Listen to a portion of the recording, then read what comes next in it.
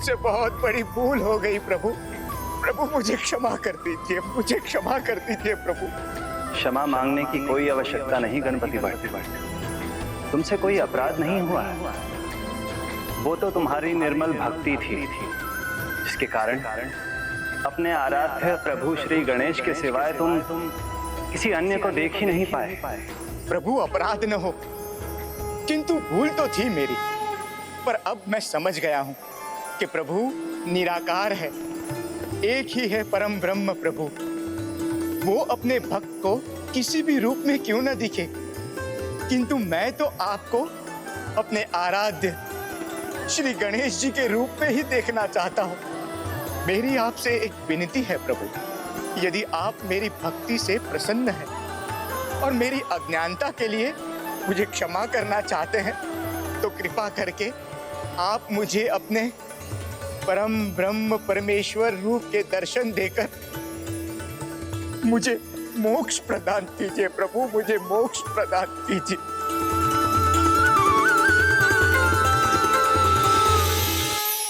आप मुझे अपने परम ब्रह्म परमेश्वर रूप के दर्शन देकर मुझे मोक्ष प्रदान कीजिए प्रभु, मुझे मोक्ष प्रदान कीजिए।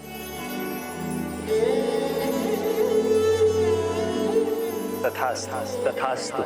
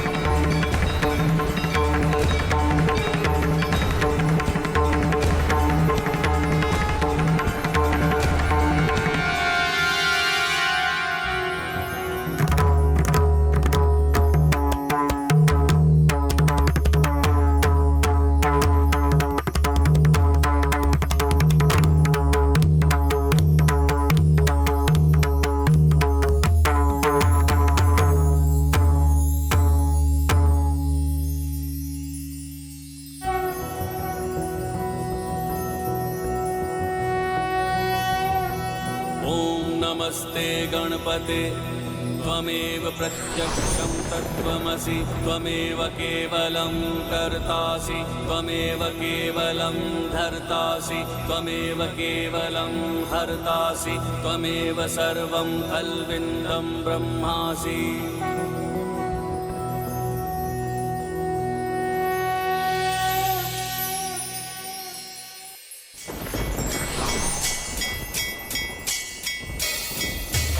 मैं धन्य हो गया प्रभु, आपके इस विराट स्वरूप के दर्शन करके मेरे जीवन का उद्देश्य पूर्ण हुआ।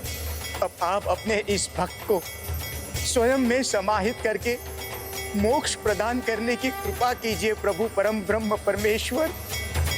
गणपति भट्ट, परम ब्रह्म के सत्य को उजागर करना ही तुम्हारे जीवन का उद्देश्य था। अब समस्त संसार को भी ज्ञात होगा कि जगन्नाथपुरी ही परम ब्रह्म धाम है। अब प्रत्येक वर्ष देवस्थान के दिन तुम्हारी भक्ति को सार्थक करने के लिए जगन्नाथपुरी मंदिर में स्थापित प्रतिमाओं को गजानन गणेश रूप में सज्जित किया जाएगा और पूजा जाएगा। और अब जिस इच्छा से तुम यहाँ आए हो उसे पूर्ण करने का समय आ गया। मैं तुम्हें मोक्ष प्रदान करता हूँ, मैं तुम्हें मोक्ष प्रदान करता हूँ।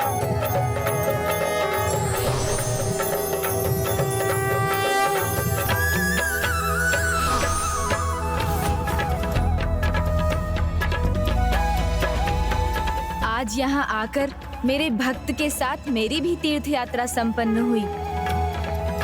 जय प्रभु जगन्नाथ जी। और इस प्रकार राम भक्त तुलसीदास जी को प्रभु श्री राम के रूप में और गणपति भट्ट को प्रभु ने विश्व रूप में दर्शन दिए। प्रभु सदा अपनी भक्तों की गुहार सुनते हैं और मुझे पूर्ण विश्वास है कि वो तुम्हारी भी सुनेंगे और तुम्हें भी उनके दर्शन प्राप्त करने का सौभाग्य अवश्य प्राप्त होगा।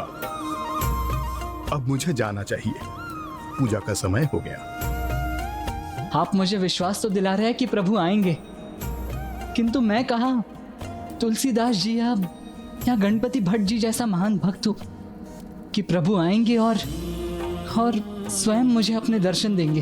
प्रभु पर विश्वास रखो, क्योंकि तुम्हारे विश्वास में अपार शक्ति है। संभव है उनके लिए तुम भी उनके अन्य विशेष भक्तों के समान ही हो।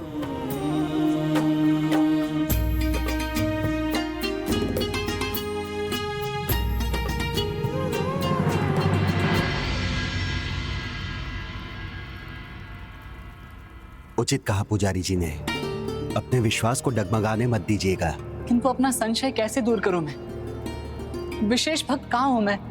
जगन्नाथपुरी का वासी होने के नाते इतना तो मैं समझ चुका हूँ, प्रभु श्री जगन्नाथ जी के लिए उनके सभी भक्त विशेष हैं। भगवान अपने भक्तों में भेदभाव नहीं करते। सत्य बात तो यह है कि भगवान एक बार छोटी सी भक्त बालिका के लिए मंदिर से निकलकर उसके पास चले गए थे। हाँ, ये सत्य है।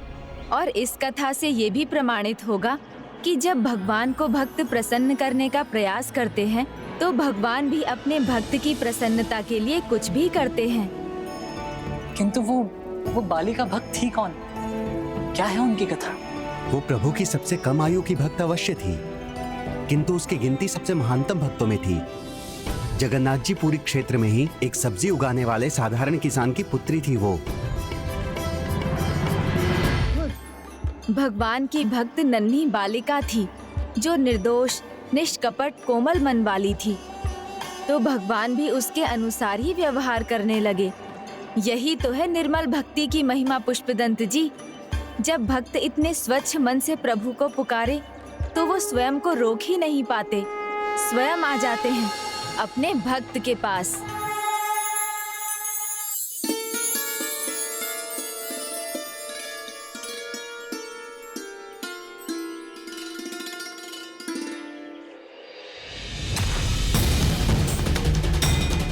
पुत्री बेला, पुत्री बेला, पुत्री बेला।